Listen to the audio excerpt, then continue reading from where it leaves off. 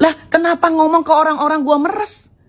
Nggak mau meluruskan masalah Bukan, nggak bisa. Ini pemerasan ini harus di-clearkan. Gua nggak pernah meres. Nggak mau gue. Kalaupun orang mau pakai jasa gua, ya untuk misalkan gini, Kak jangan di-review dong. Ya udah, apa imbalannya? Ya udah lurusin bayar gua. Itu fair. Itu fair dengan apa yang sudah mereka lakukan, penipuan-penipuan di luar sana. Itu fair, itu tidak ada yang dibilang namanya pemerasan. Tapi pertanyaan gue di kasus ini, gue meresnya di mana? Kan gue juga ngomong. Itu saya mau jelaskan. Kan gue juga ngomong nih sama lu nih Bang Fitra ya. Gue bilang, Bang, kalau kayak gini gue minta dibayar as a profesional. Benar nggak? Ada WhatsApp-nya? Ada nggak gue bilang gini? Lo harus bayar gue ya. Gue nggak terima ya. Gue digini-gini. Kagak gue bilang begitu. Oke. Memang bukan kakak yang bilang. Memang itu bukan kakak, kita tahu. Tetapi itu kan orang-orang samping kakak juga ada ngomong ke kita. Samping-samping orang yang ada di sekeliling gua itu pasti bilangnya gini, nih lu tuh bodoh banget, lu ngebelain orang yang udah ngebohongin lu jelas-jelas begitu. Lu harusnya minta bayar lu secara profesional. Tapi gua tidak ada, lu pengen udahlah buat gue yang udah ya udah, gue nggak mau kenal lagi. Oh berarti gue cukup tahu aja. Kalau misalkan ada temen-temen yang Bang Fitra ngomong, oh iya itu mungkin dari orang sekelilingnya Kak Niki, ya itu mungkin anggapannya dia gini, lu kalau ngebayar dia jumlahnya pasti sekian, apalagi lu apalagi lu dilindungi overclaimnya lah. Sorry saya potong. Penahanan Amin Nikmir diperpanjang sampai bulan Juni, guys. Katanya masih mencari-cari bukti. Agak gimana ya? Kok kalau bukti belum kuat atau belum lengkap udah ditahan gitu? Gue nggak tahu sih prosedur hukumnya gimana. Tapi secara orang awam ini pasti bertanya-tanya, guys. Menurut kalian gimana? Ya, dia saat punya keluarga, punya anak, dan dia merayakan di dalam. Gimana Abang melihat dari sisi kemanusiaan sendiri? Kalau dari sisi kemanusiaan itu kan dia kan minta juga penangguhan penahanan, seharusnya kan diberikan. Karena juga dia mau lari kemana, orang dia artis, mau ngumpet di kolong meja juga, ini kita, apa kabar, gitu kan, orang juga tahu, gitu kan. Pasti udah, intinya sih, kita sangat prihatin lah, intinya supaya saya berharap ini kita bisa mengambil ini menjadi sebuah pembelajaran. Ya mungkin semesternya ya, ada beberapa semester yang dia jalanin kan, semester 1 pada waktu itu, semester 2, semester 3, sekarang semester 4 nih. Saya mau semester 2 aja, selesai ya. Selesai sekali saya, gitu, cukup buat saya. Tapi itu kan jadi pengalaman, artinya buat bisa memberitahukan ya jangan seperti saya lah, gitu, ambil ibrohnya. Jadi kalau untuk nih kita semua nih, gue mau ngambil yang mana nih perspektifnya nih, gue ambil yang ini aja, gue main di sini aja deh, gitu. Gue ngambil terus deh, seperti itu. Ya udah, jangan, mungkin dikit ke depannya ambil tengah, atau enggak kayak saya nih ambil di 2 poin ini. Jadi kalau dibilang ini kita habis ini setelah hikmatul musibah ini surfing the wave aja nih kita. Bang, bicara musibah ini kan juga ada fakta-fakta atau ada nggak ada asap pasti nggak ada api. Dan ini kan persoalan kan kita bergigit-gigit dengan persoalan yang ada kita. Kata pembahasan itu harus ada pembuktian ya sudah menetapkan bahwa dia benar atau salah. Gini Mas, kalau misal dalam hal itu kan kita masih memakai azas praduga tidak bersalah. Artinya kita tidak bisa menjudge beliau ini adalah yang disangkakan gitu atau yang diduga kan. Nah, kita sebagai kawan-kawan sahabat semuanya secara selebriti ya kita tidak nggak bisa bersangka negatif, selama belum selesai sampai diketok palu ya dia masih tidak, bagi kita dia adalah seorang Nikita, dia seorang artis, dia banyak menghibur masyarakat dan banyak jasanya di negeri ini gitu loh, yang akhirnya kita sendiri para konten kreator TV semua mendapatkan efek manfaat dari dia. Jadi saya tetap positive thinking kepada Nikita gitu. Tapi kalau dia masuk di dalam sebuah hikmatul musibah nih sekarang, ya anggap itu jadi pelajaran dia gitu. Apa kamu mau sampai kapan nih kita gitu. Ya kan, kalau kita punya sesuatu, memang kita benar, ya udah kita tahu caranya memakai cara yang benar, cara yang wise dalam menghadapi sehingga akhirnya tidak seperti ini lagi gitu loh Nikita. Cara yang benar, cara yang pasti, bahkan dari Kapolres juga memperbanyak perkara atau masa penahanan di apakah? Ya karena belum P21. Kan belum P21, artinya masih dalam butuh pendidikan lebih dalam lagi kan, sampai akhirnya masuk ke bukti lengkap baru diserahkan kepada pengadilan kan. Artinya makanya saya bilang kita harus tetap memakai azas pradugata bersalah, tetap positive thinking pada Nikita, dan tidak pernah berubah pemikiran kita tentang Nikita gitu loh. Ya Nikita, tadi saya bilang Nikita adalah Nikita adalah public figure, Nikita adalah seorang artis, Nikita sudah menghibur kita. Udah. Kalau soal yang hal itu bukan ranah kita mendoakan supaya dia bisa menyelesaikan permasalahannya dan bisa selesai dan bisa keluar lagi, tapi nggak masuk lagi ya, keluar lagi dan melakukan hal yang buat menghibur kita ya, kita. Penahanan Nikita Mirzani dan Mail diperpanjang 30 hari. Sampai 1 Juni ya. Kasusnya kan pertama pemerasan, yang kedua TPPU, yang ketiga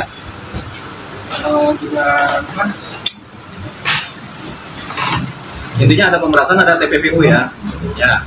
Jadi sebenarnya dalam hukum itu, hukum acara pidana ya, itu ada pengecualian terhadap kasus TPPU. Jadi kalau kasus-kasus pada umumnya masa penahanan di pihak kepolisian itu 60 hari, 20 hari plus 40 hari perpanjangan.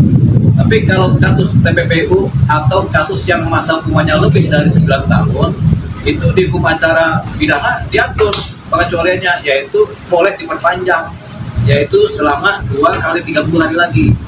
Jadi 60 hari plus 60 hari. Jadi 20 hari, 40 hari, baru karena kasusnya di atas 9 tahun ancaman hukumannya menjadi 30 hari plus 30 hari. Nah, perbedaannya di mana? Kalau 20 hari adalah kewenangan penyidik polisi. Tambah 40 hari itu harus ada surat persetujuan atau surat oke lah dari si ini penuntut umum, dari jaksa. Nah, kalau 30 hari berikutnya itu dari pengadilan, ketua pengadilan negeri. Jadi teman-teman penyidik ini kemudian mengajukan permohonan kepada Ketua PN Pengadilan Negeri untuk dimintakan perpanjangan masa 30 hari. Nanti kalau belum cukup lagi, tambah lagi 30 hari lagi berikutnya. Itu namanya masa penahanan kalau kasus di mana ancaman hukumannya lebih dari 9 tahun. Nah, karena TPPU ini kan ada yang 15 tahun, ada yang 20 tahun ancamannya, ya sudah berlaku itu. Kenapa? Karena pada umumnya kasus TPPU itu agak rumit pembuktiannya. Harus ada aliran uang yang kemudian bisa dibuktikan transferannya atau tanda tangan kwitansinya, terus siapa yang menerimanya itu juga harus dibuktikan, itu turut serta melakukan TPPU kan.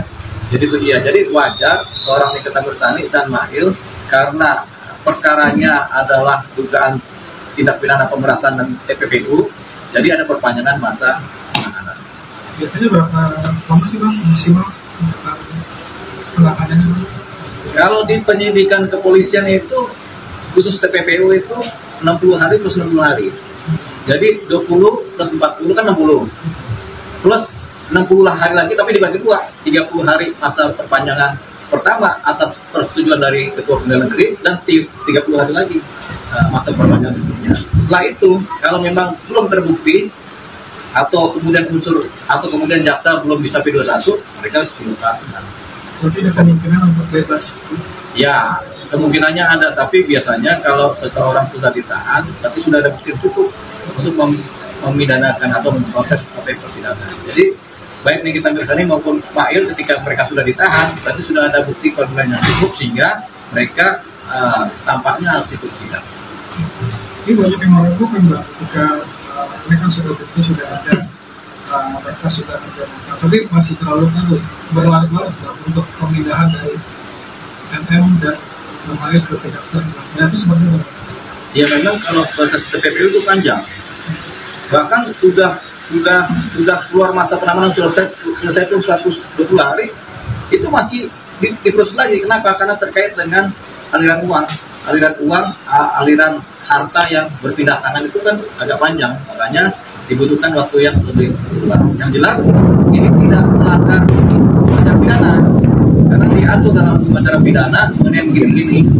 Kan mengenai masa penahanan, mengenai status penahanan itu kan diatur dari pasal 20 sampai pasal 30-an KUHP itu ada. Nah, salah satu pasal menyatakan ini bisa diperpanjang masa penahanan dan ini tidak kemudian melanggar hukum sesuai dengan prosedur. Tapi kan pertanyaannya kan kemarin kan dari LPG itu pemerasan. Oh ini di situ. Ya kan ada juntonya, pemerasan, junto TPPU. Jadi ada 2 atau 3 pasal yang dikenakan, yaitu salah satunya pemerasan, berikutnya adalah TPPU. Nah, kalau pemerasan saja ini kemungkinan 60 hari lepas. Tapi karena ada TPPU, di mana TPPU ada pengecualian. Pasal 29 KUHP itu mengatur tentang ini. Setiap ancaman pidana di atas 9 tahun, maka penyidik boleh memperpanjang masa hukuman dari 20 hari, 40 hari, tambah 30 hari, tambah 30 hari. Totalnya adalah 120 hari. Jadi ini baru 30 hari pertama nih sebenarnya dalam posisi perpanjangan masa penahanan dari kasus TPPU. Banyak kasus TPPU yang seperti ini berjalan seperti ini. Tapi dalam proses itu apakah harus pemerasan dulu kemudian baru ke TPPU? Ya sama kayak penipuan dulu baru atau penggelapan dulu baru TPPU. Karena penipuan penggelapan dulu uangnya atau hartanya berpindah. Setelah itu hartanya kan disebar. Diambil siapa, atau ditransfer ke siapa. Nah, TPPU ini biasanya selalu kemudian. Setiap perkara yang terkait dengan pemerasan atau penipuan atau penggelapan, kalau ada TPPU-nya, TPPU pasti yang belakangan di prosesnya. Karena ini Anda sudah menipu, uangnya mana? Oh, saya transfer ke si ini, gitu. Dikasihlah pasal TPPU untuk menyidik persoalan pencucian uangnya. Sama kayak kasus pemerasan. Anda sudah memeras, uangnya kemana? Oh, uangnya ke sini, saya transfer. Nah, itulah dikejar bagaimana transfernya, bukti transfernya bagaimana, apakah diserahkan secara cash ataukah melalui transfer bank. Itu yang kemudian pembuktian. Nah, ini yang panjang. Nah, panjangnya ini kemudian oleh undang-undang diberikan hak pengecualian, yaitu penambahan masa penahanan.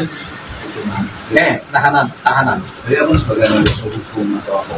Jadi melihat kasus ini poin pemerasan itu sudah dapat, Pak? Ya, tentunya kalau sudah sampai ke wilayah TPPU berarti poin pemerasannya sudah dapat. Tinggal TPPU-nya bagaimana prosesnya, bagaimana buktinya, dan siapa yang menerima uangnya atau menerima hartanya, itu yang dikejar sekarang. Jadi udah poin sana sampai. Tapi kalau pemerasannya sendiri sudah dapat pembuktiannya. Cuman setiap pembuktian baik saksi maupun alat bukti ini kan nggak pernah disampaikan di depan publik. Terkait apa? Terkait pro justisia. Bahwasanya setiap bukti-bukti ini, kemudian setiap saksi-saksi itu demi hukum adanya di pengadilan. Pro justisia, untuk keadilan berdasarkan ketuhanan yang Maha Esa di pengadilan, di persidangan. Tapi aku menyangka fleksibel dengan proses pengadilan. Kata rilis kan buat saat ini belum ada rilis. Apakah itu SOP-nya benar atau enggak? Ya, di dalam satu waktu, 1 bulan atau 2 bulan ini di perkara di penyidikan itu bisa ribuan perkara. Kalau semua dirilis itu kelihatannya nggak make sense juga kan. Nah, kasus seperti Nikita Mirzani bisa juga dirilis, tapi yang sifatnya umum saja disampaikan. Oh ya, masa penahanannya sedang diperpanjang. Itu kan disampaikan, rilis juga kan. Tapi mengenai bagaimana cara kerjanya, bagaimana tindakannya, bagaimana kemudian TPPU-nya, itu masih disimpan sebagai bahan untuk dipersidangkan. Gitu. Jadi udah clear sebenarnya pihak penyidik Polda Metro Jaya menyampaikan. Tinggal kan masyarakat belum paham. Kok diperpanjang lagi? Atau ada pengacara yang belum paham, kenapa diperpanjang? Jangan lepas. Nah, kenapa diperpanjang? Karena ada pengecualian, yaitu mengenai tindak pidana TPPU, di mana ancaman hukumannya di atas 9 tahun. Di mana kalau ikutin KUHP, ketika ancaman hukuman di atas 9 tahun, maka berpotensi bisa diperpanjang dan tidak melanggar hukum berdasarkan kitab undang hukum acara pidana. Pasal 29 itu ada itu. Bang, ini juga kan dari pihak kakaknya dari menjadi juga melaporkan kalau nggak salah nih Bang, soal audio atau percakapan soal masalah pemerasan itu bisa dilaporkan balik dari? Ya bisa, kalau itu mencemarkan seorang Nikita Mirzani. Jadi begini, setiap bukti-bukti yang bocor yang kemudian patut diduga mencemarkan seseorang nama baiknya, itu kemudian bisa dilaporkan orang yang merasa tercemar nama baiknya.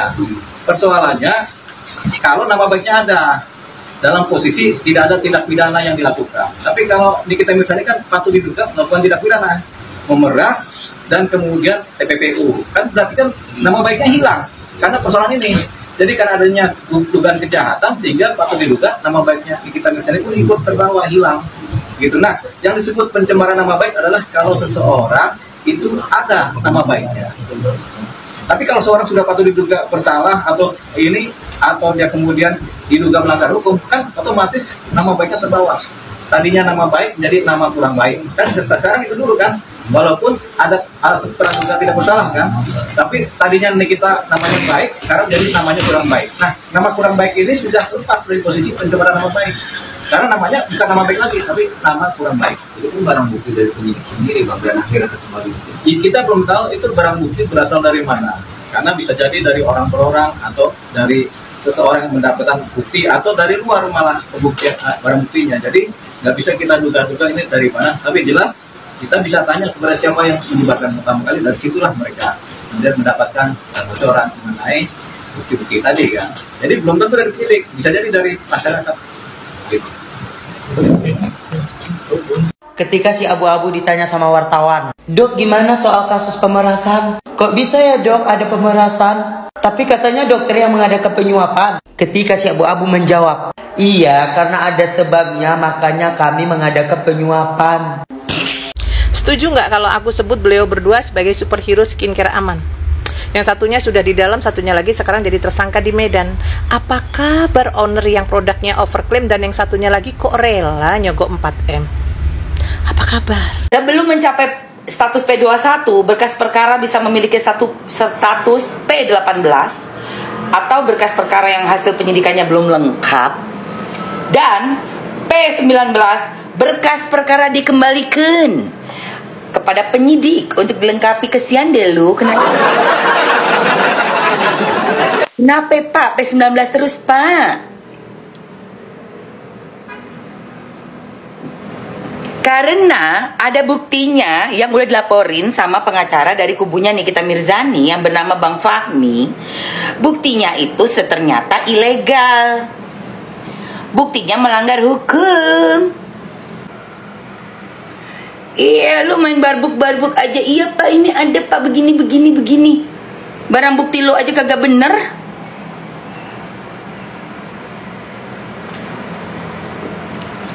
Barang bukti lu aja juga bukan barang bukti yang legal. Gimana sih? Ilegal itu barang bukti barbuknya. Pagi semuanya. Kan ajaib ya. Kayak begitu kok diterima. Kalau gue mah gak gue terima.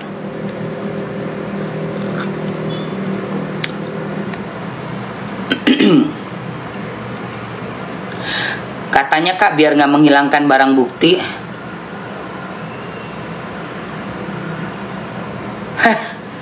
Lah gue bingung makanya. Mungkin gini kali ya. Tuh barbuk kan nggak legal.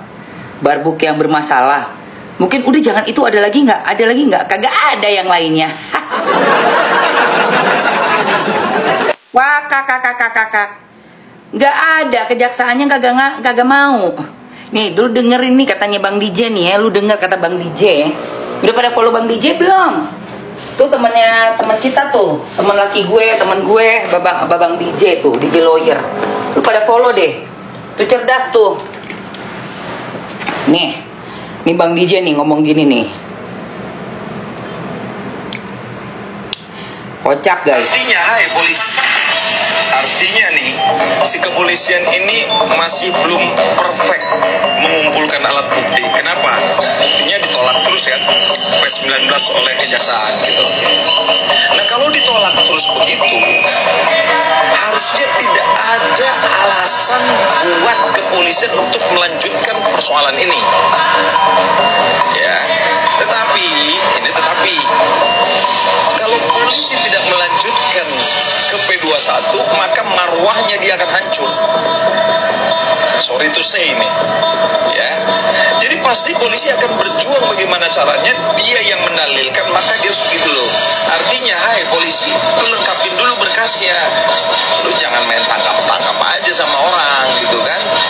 Kenapa? Ya harus bisa buktikan. Kenapa? Karena pelanggaran HAM lu nanti. Nah, ya kan? Jelas kok di dalam tiap warga negara berhak hidup dengan gokil nggak tuh? Artinya nih, si kepolisian ini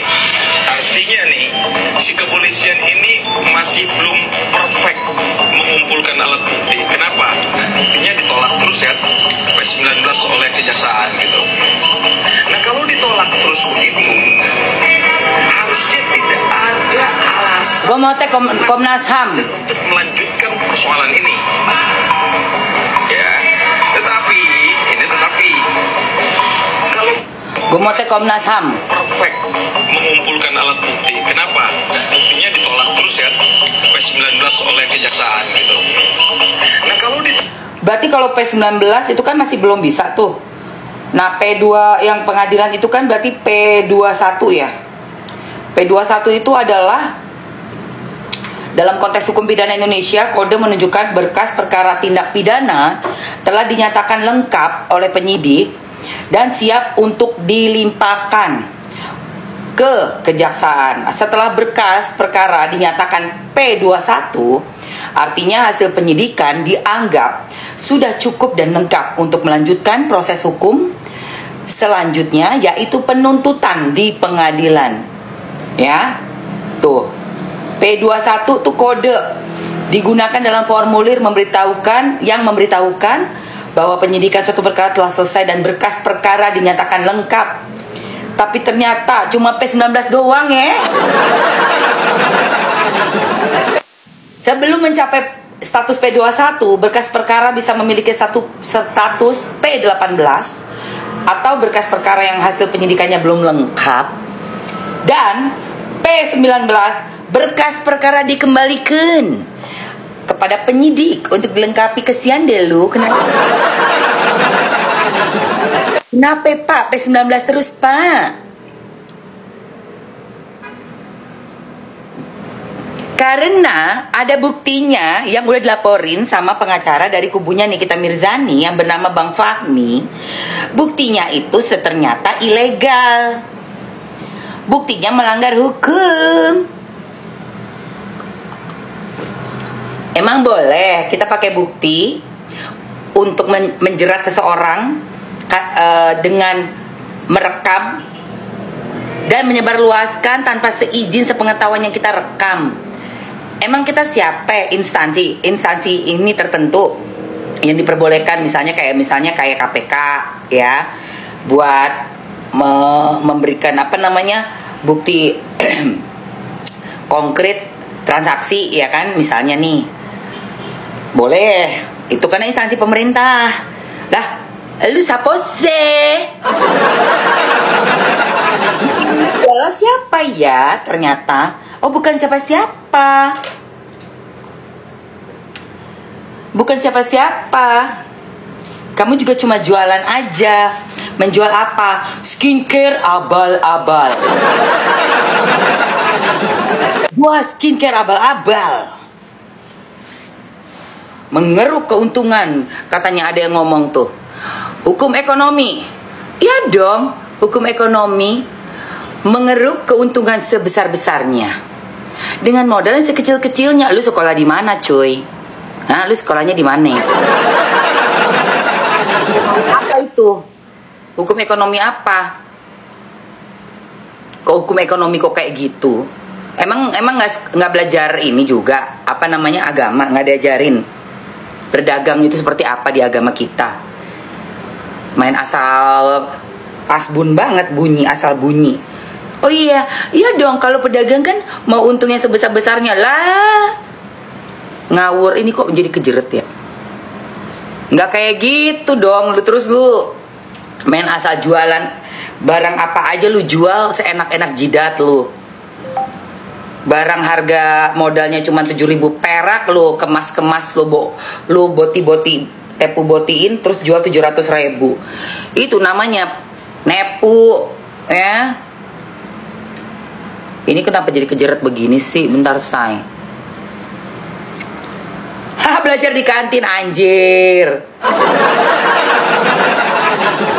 Agak sekolah gua rasa itu.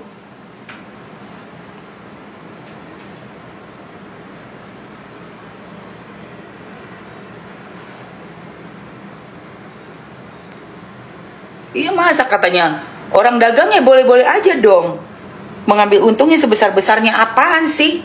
Kok lu main asal dagang yang kayak begitu? Seenak-enaknya aja lu dagang begitu. Dagang kayak begitu mah berarti nggak punya nilai kemanusiaan dong, nggak mau memikirkan konsumen, bagaimana orang nasibnya pakai barang dagangan kita. Orang tuh harus ada rasa empati, tuh harus punya, kalau nggak bukan manusia namanya, ngawur aja. Oh iya, keuntungan dapat untung gede, orang mukanya kayak apa kek, kagak ada solusi, mukanya nggak jadi, bodoh amat lah, nggak bisa begitu, keles. Iya, nggak boleh begitu. Makanya Mamsi kan langsung bikin VT kan, bodoh amat. Gue VT-in komennya Desa,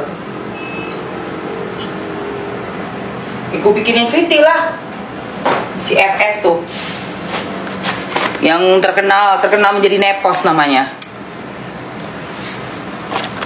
Ya gue gedek banget, gue bilang apaan nih orang,